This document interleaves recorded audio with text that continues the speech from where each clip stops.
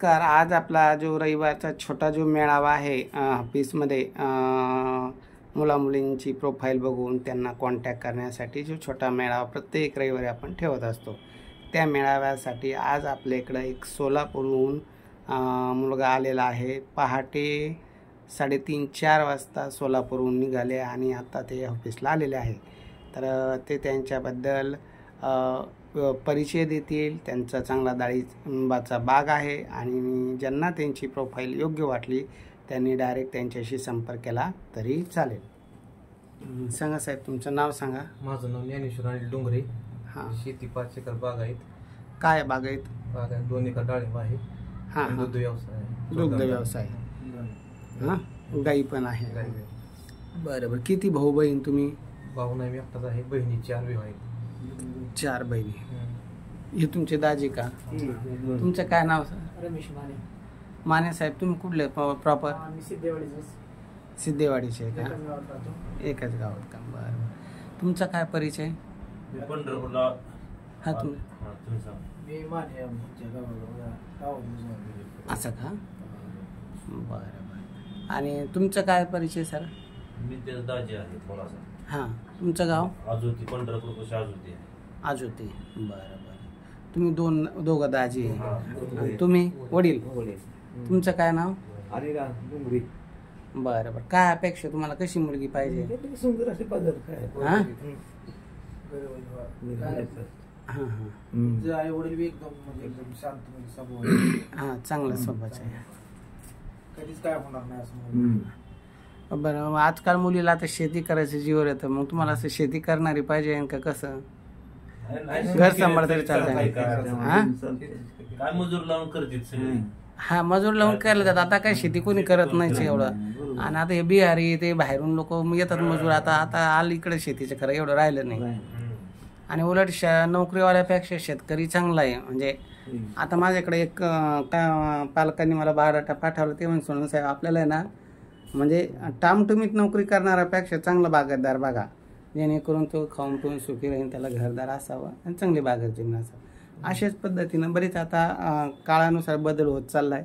पहिले नोकरीवर जास्त भर होता, पण करोनापासून लोकांना शेतीचं महत्त्व कळलं आणि शेतीशिवाय पर्याय नाही खरं जर म्हणलं तर. आता ही जी माहिती तुमची आपला पार्थ मारा, तुम्ही कुठून? सोलापूरहून आले ना? बाबा, लय लवकर निघावं लागला असं. किती वाजता निघाले करून? पहाटे 4 वाजता. बरं बरं. आणि तुमचा माझा परिचय कसा? तुम्हाला माझ्याबद्दल यूट्यूबद्वारे का? काम व्यवस्थित वाटतं ना आपलं? काही लुटारू तर नाही ना किशे कापले? हां.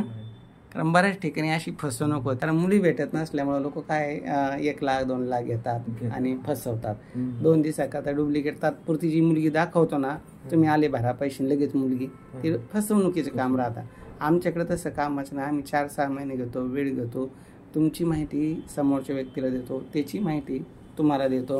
व्हॉट्सअप ग्रुपला ॲड करून घेतो. दररोज तुम्हाला मुलींचे फोटो बायोडाटे येतील, तुमचे फोटो बायोडाटे मुलींना जातील. ज्यांना तुमची प्रोफाईल पसंत पडली ते तुम्हाला कॉल करतील. तुम्हाला जर एखादी प्रोफाईल पसंत पडली, तुम्ही त्यांना कॉल करायचा. त्याच्यावर नाव नंबर सहित राहतं. असं खोळून खाडून काही खोटं काम आपल्याकडे राहत नाही.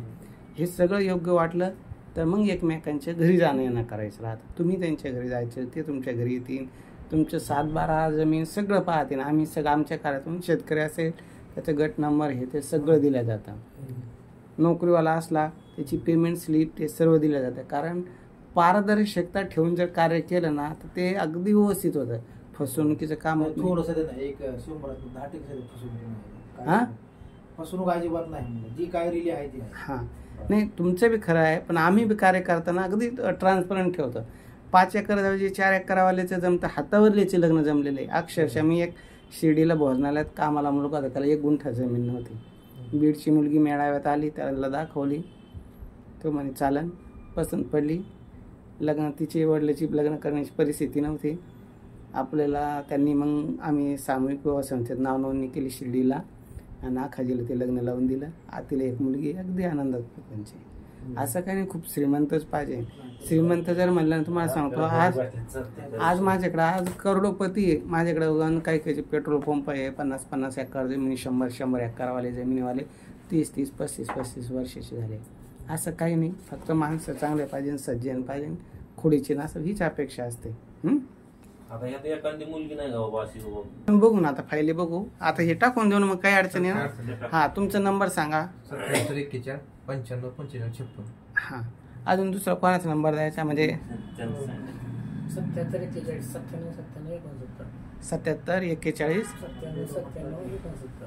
बरोबर. आता ही जी माहिती आहे समजा यूट्यूबला गेल्याच्या नंतर ज्यांना तुमची माहिती जे पंढरपूर सोलापूर त्या भागातले जी लोक आहे हां तर त्यांना तुमची माहिती पसंत पडली तर ते काय करतील तुमच्याशी तुम्हाला कॉन्टॅक्ट करतील. अजून तुमचा नंबर द्यायला लागला तर 93 हां 93 7001 29 88. बरं. म्हणजे माझा नंबर देण्यापेक्षा मला असं वाटतं माझं करेल किंवा नाही करेल तो डायरेक्ट जरी तुमच्याशी संपर्क केला तुमच्या भागातला असला आणि तिकडे जरी तुमचं लग्न जमलं तर आमचं नाव तर निघन त्या परिसरामध्ये.